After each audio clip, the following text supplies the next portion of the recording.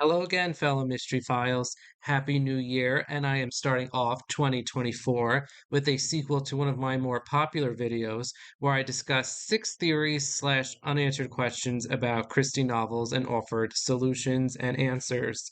Make sure you check out part one, which I will link in this video if you have not already done so. And today I have, like I said, six new theories about Christie novels to discuss. Some of these are my own. Some of these are questions I've seen brought up online, and some of these are your own suggestions. Now, nothing in this video is canon. It's mostly just a fun exercise in speculation. There are spoilers ahead, but I've marked which books will be spoiled in each section.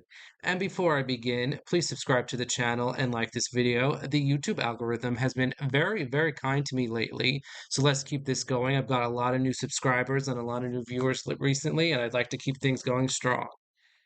Starting off is a theory I saw discussed on Reddit, and it comes from Peril at End House with the suggestion that Maggie Buckley, the book's victim, was actually trying to murder Michael Seaton.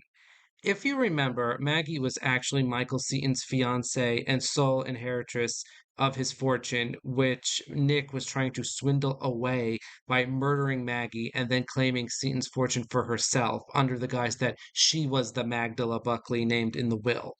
Maggie is actually developed as a character, but you really don't notice it.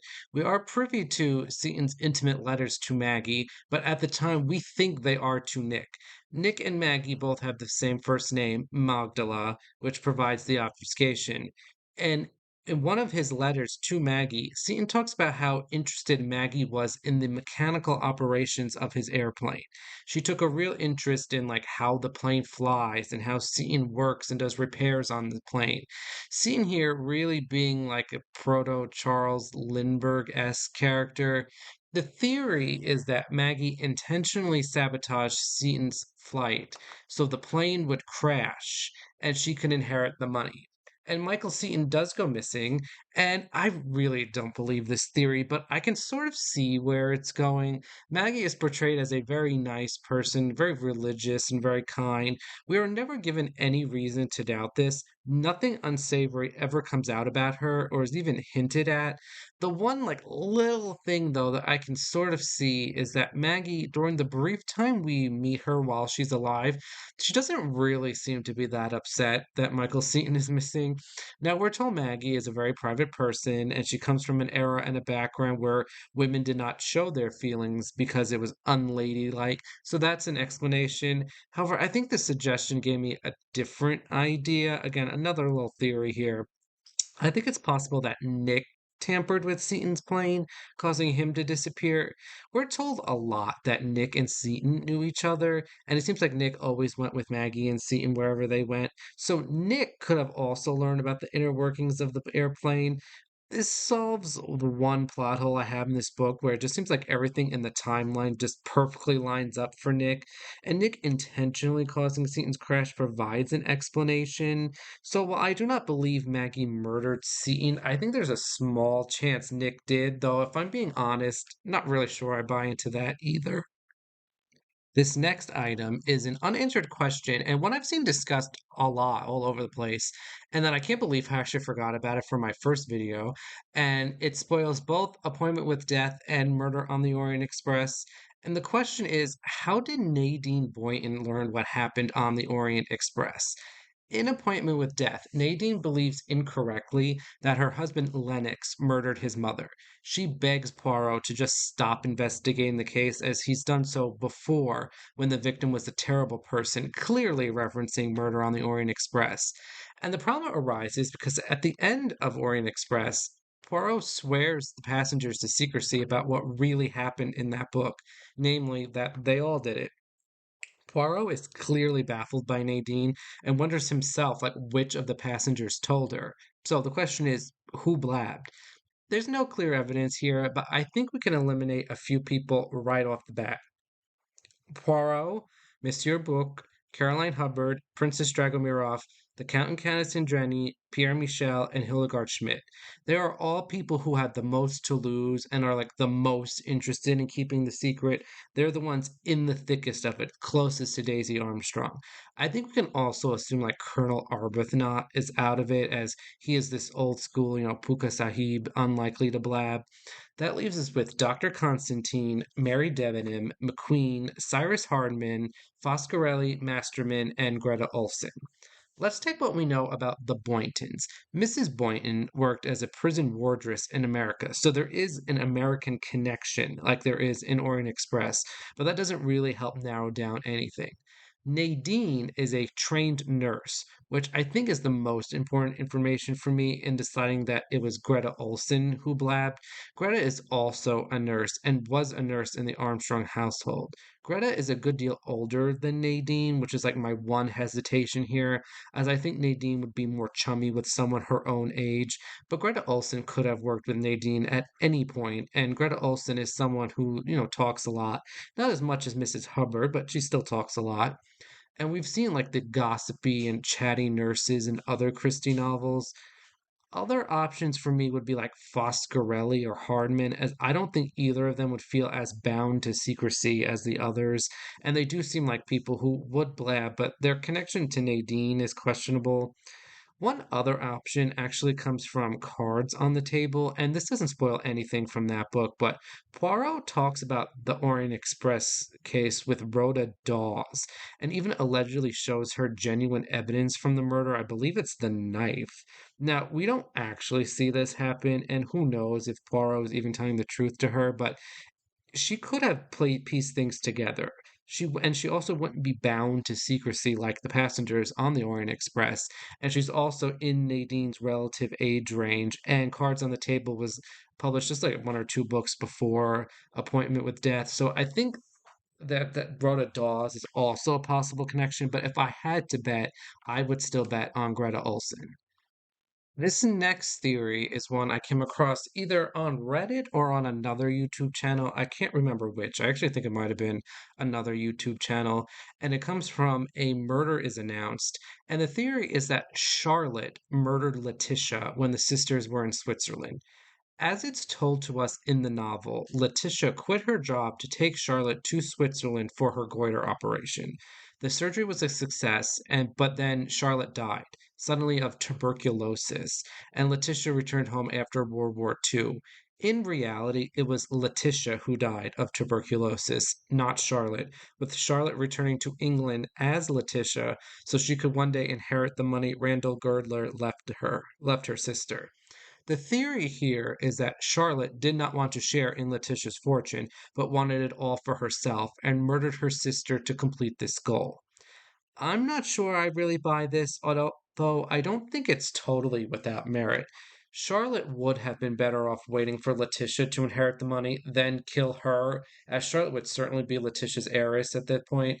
But because it's not guaranteed Letitia would inherit the money anyway, because at that time, Belle Girdler was still alive and could have outlived Letitia, which is in fact what happens in the story. I think logistically this would be difficult to pull off because the people in the Swiss resort would know both sisters and would know Letitia is the one who died.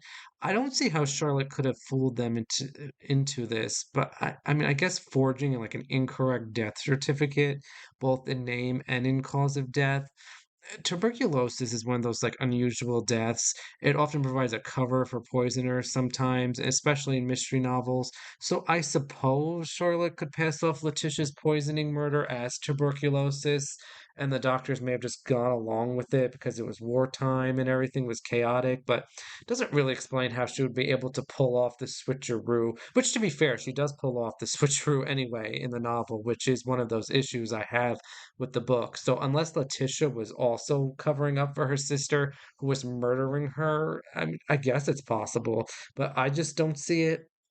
But like I said, there is some merit to this. Miss Marple describes Charlotte as desperate and dangerous because she's a woman who believes the world owes her things. So I can see Charlotte being greedy enough. But for me, the biggest reason that makes me not totally dismiss this theory is Rudy Schurtz.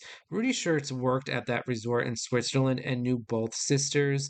And this theory clears up another plot hole I have with the book. In the novel, it doesn't appear like Rudy actually knows Miss Blacklock is Charlotte and not Letitia. I've been critical of how I don't think Charlotte like actually had to kill Rudy Shirts, but if Charlotte did murder Letitia and covered it up, perhaps Rudy Shirts was involved with that. We know he's not an upstanding fellow, a petty criminal, and probably a blackmailer, and Charlotte would have needed help to cover Letitia's murder and identity. And if Rudy helped her, that explains a lot. That explains why Charlotte had to kill him and not just like the idea that, like, oh, he may have known something, which doesn't really convince me a lot as it's written in the book. Actually, now that I've thought it out more, this really does clear up some issues I have, and I'm actually higher on this theory than I was before coming into the discussion, though I'm still not completely convinced. Our next unanswered question is brought to us by 450 from Paddington, and this is another often discussed question, and that is, who did Lucy Isles Barrow pick at the end of the novel? Throughout this book, many men make an attempt to date Lucy. Specifically, we're told her options are either Brian Eastley or Cedric Crackenthorpe. Dermot Craddock is also an option. It is implied during his final conversation with Miss Marple in this book that he also is interested in Lucy, but Lucy appears either not to know this when she makes her decision or she's already decided, so he's not really an option. And I think we can rule him out. We do see Craddock in future novels, and he is single with no mention of having been with Lucy, so I think he's out of the equation. So it's down to Cedric and Brian. And this is tough because Christie likes to pair her heroines up with the handsome man who's a little bit adventurous, a little dangerous. She wants her heroines to avoid the safe option, but neither Brian nor Cedric are the safe choice. We're told Brian has been impetuous. He likes a thrill. He takes risks with money. He enjoys like being the thrill of the war and all that. And then we have Cedric, this bohemian painter who likes to roam around the world. He never has any plans. He goes where his whims take him. Both men are more or less in the same financial situation. They will both inherit when their father and father-in-law Luther dies, and it is unclear who gets Rutherford Hall because Cedric is the one named in the will as the one who gets Rutherford Hall, but it's also implied that maybe Brian's son Alexander, as the oldest grandchild, might get it. And there's this other complication of, the late Edmund's son James getting it since Edmund was older than Cedric and he did leave behind a son. I lean toward Lucy picking Cedric. I'm really 50-50 here.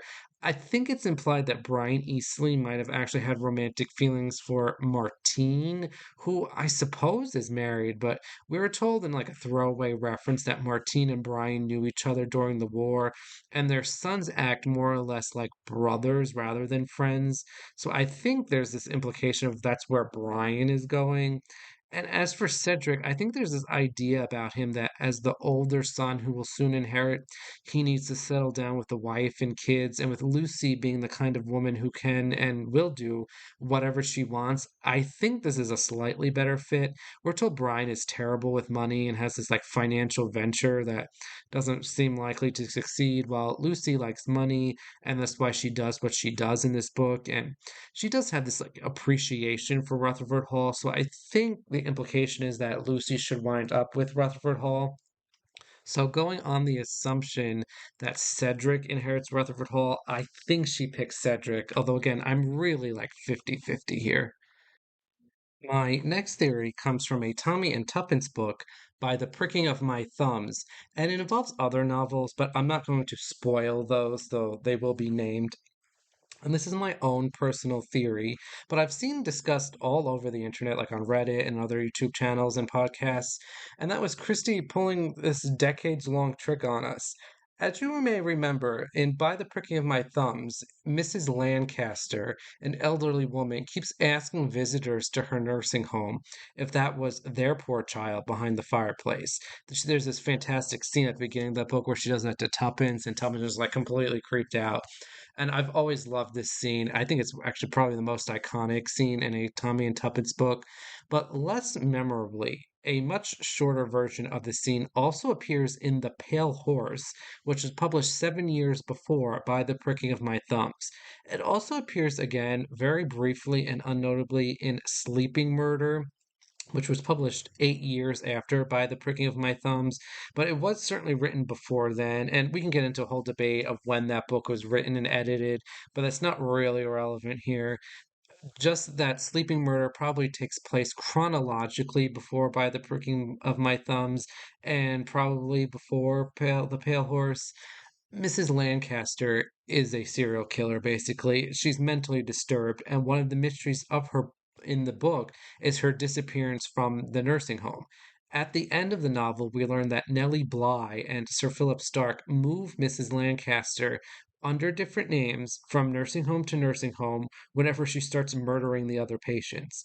In The Pale Horse, an unnamed woman mentions the child in the fireplace, and she is a patient in a home. The same thing happens in Sleeping Murder. I think this is Christie playing the long con with us, introducing us to Mrs. Lancaster at different times while still playing into her story. I think this woman is Mrs. Lancaster at different nursing homes before she gets moved. I think Christie is providing us with a great Easter egg while playing into the continuity of her works, which is something she often neglected. I mean, to Christie, the individual story was always more important than continuity. And I like to think Christie was placing Mrs. Lancaster in these books intentionally as a little trick for us.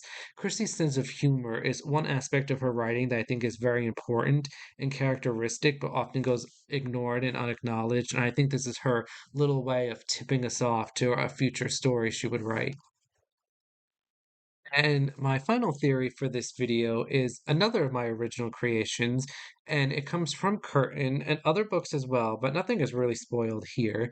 And that is that Judith is not really Hastings's daughter. And I'm not talking about their strained relationship, although that certainly plays a factor into things. But my theory is that Hastings and probably Judith are both unaware of this. Let me explain. And it all goes back to the Big Four. In those early Poirot novels, Hastings had a ranch in Argentina with Dulcie, his wife, whom he met in Murder on the Links. And if you read carefully in his appearances after that, you could tell that Hastings does dumb things and causes arguments. He implies this a lot that his marriage isn't so perfect. There's one novel where he says they decided to spend some time away from each other. In the Big Four, Hastings is in England and Belgium and other places with Poirot for 2 years. We told they had to hide out in the Belgian countryside for 2 years. And what was Dulcie doing during this time? This was the 1920s. This is not the era of quick air travel and reliable internet telephones. We already know their marriage was bumpy. What are the odds of Dulcie having an affair? I personally would say it's pretty high. If one assumes Curtin is set in the years following World War II, then Judith's age roughly corresponds to the time the Big Four took place, or even other stories where Hastings was away, like in, Peril at End House. Judith is described in very similar manners as her mother was in Murder on the Links, with very little of Hastings thrown in there. I'm willing to overlook their tense relationship as a natural consequence of father and daughter, who are just different people. Now, this would require Dulcie essentially getting pregnant around the time she reunited with Hastings. But, I mean, let's be honest here. Hastings is the easiest person to pull a ruse on. He falls for everything, and he fails to see and interpret things correctly when they're right in front of him. Christie also tends to portray parent daughter relationships very strangely. It's usually mother daughter, but here it's a father daughter. Now, I'm not saying Judith is not Hastings' daughter. I'm saying the possibility exists, and there is some evidence for this being true. But this is just something I'm throwing out there to mull over, just for the sake of it and because I like thinking about these things in my spare time.